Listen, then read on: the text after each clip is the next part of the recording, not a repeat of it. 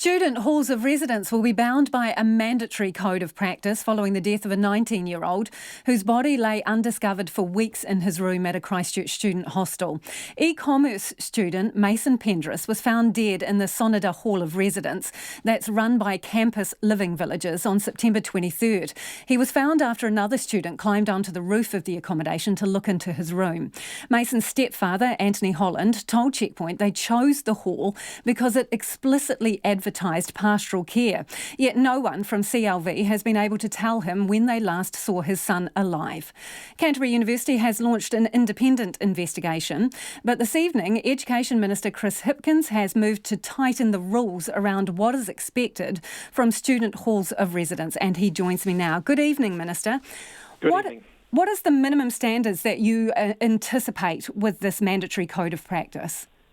Well, we want to ensure that there are minimum standards of pastoral care in place for students who are staying in halls of residence, that there are practices in place to identify where there are serious issues, where somebody hasn't been seen for days, that's followed up on, that where there are potentially emerging mental health issues, that those are identified and addressed, and that the overall welfare of young people who are staying in the halls of residence is being adequately cared for. I mean, people are paying significant premiums to stay in these accommodation establishments, and they have a right to ensure, to expect that the pastoral care is going to be there to go along with it. Can we just go through a quick checklist? So this code of practice will define pastoral care, will it? The code of practice will define pastoral care. It'll set aside, it'll set out the minimum requirements that someone who's providing student accommodation that's exempt from the Residential Tenancies Act. So bear in mind that these providers are already exempt from laws that apply to other people. Where that exemption applies, there'll be a different set of regulations that will apply to them under the code. So, Minister, will there be a student resident to students ratio? So the people who are supposed to check up on these students, will there be a ratio of how many students they ideally will be keeping an eye on? Well, I think as we develop the code and as we look at the code, we can have discussions around those things like ratios. I don't think we want to be too prescriptive because we do want to ensure that there's an ability, to adopt a mode of operating that's right for the particular circumstances of the accommodation provider and their students. But certainly, we want to make sure that sufficient care and sufficient support is there when it's needed. So how are you going to police and enforce it? Well, a complaints mechanism is being put in place under the bill that I'm introducing into Parliament. There's obviously a fine that's being introduced for clear breaches of the code that result in serious harm. One of the things that we're going to want to see through the code is that the institutions themselves have got good complaints mechanisms in place. So will someone have to complain rather than proactive policing of the halls of residence? No, I mean, if you take what I've seen in the last few weeks as we've been looking very closely at this, is that some of the providers have already got very good, very robust systems in place. So if you're a parent and you're trying to contact your student in a hall of residence at Auckland University, for example, I'll highlight them as someone who said that who have got systems in place that I'm very confident in, and you can't get hold of them and you contact the university, there's an escalation process in place there where they will make sure that they track down your son or your daughter and they get them to call home. That's the sort of thing that every provider should be having in place. So when you talk about this $100,000 fine for serious harm caused to a student or death, I mean, that's seems like a difficult thing to prove. Well, they'd have to be in breach of the code. If something were to happen and the hostel or the hall of residence was in compliance with the code, then clearly there wouldn't be a liability there. We want to make sure that where there has been gross negligence, that there is a financial penalty in place to ensure that to act as a very serious disincentive. Understand, but there is a very big difference between being responsible for a death and simply not noticing it. That's right. So, I mean, you'd have to prove that there was a clear breach of the code and that it was the breach of the code that resulted in the harm. So there's been a voluntary code of conduct for these accommodation providers. Why has it failed, do you think?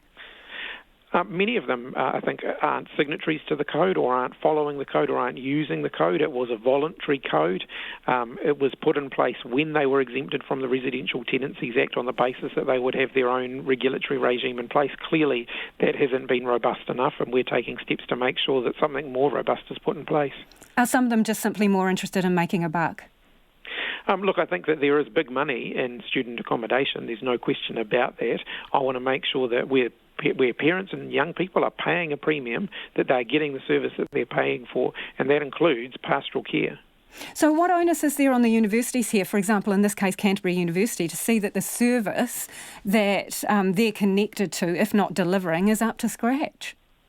Well, the onus here is on the tertiary education providers, the universities, the polytechs, the PTEs, the wānanga. If they contract someone to run their halls of residence or to provide halls of residence accommodation, they've got a responsibility to ensure that those providers are living up to the expectations that we have of them. They can't absolve themselves of responsibility by contracting it out. So they'll be subject to fines as long as along with the provider? Basically, we're putting the onus very clearly on the institution. So, if it was a university, on the university. You've moved pretty quickly on this. I mean, Canterbury University is still in the throes of an independent investigation. Why not wait for that, or do you not trust that that will deliver? Look, I'm reluctant to comment on the specific case, because obviously there's three different investigations going on here. There's the coroner, there's the police, and then there's the university's own investigation.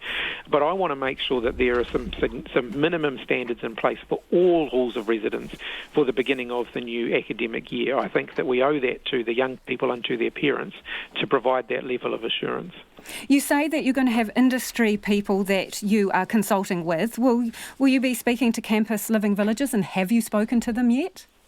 I did speak to campus living villages shortly after the incident was first in the media. I spoke to Canterbury University, and I ensured that the Tertiary Education Commission contacted every tertiary provider that supplies student accommodation. Have you spoken to CLV since pushing ahead with these standards that you're launching?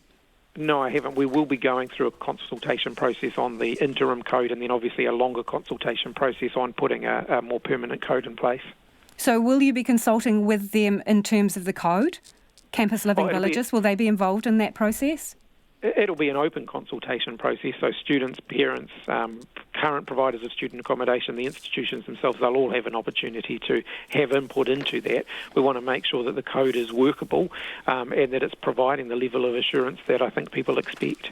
Will there be any provision in there to bar any particular providers if they are seen to be repeat offenders? Look, I think those are matters for the institutions themselves. I think clearly, given that the liability or the burden is going to rest with the institutions themselves, they won't be renewing contracts with providers who are letting them down, because the liability will ultimately rest with them. Are you comfortable with the relationship that Campus Living Villages still has with a number of our universities, tertiary providers? Look, I don't want to comment on any particular provider, and particularly not when there's an active investigation or several active investigations underway. So once those investigations are complete, will you revisit that issue? Yeah, look, I think once that's all public, then sure, I'm happy to revisit that. Appreciate you joining us this evening. That is Chris Hipkins, the Education Minister there.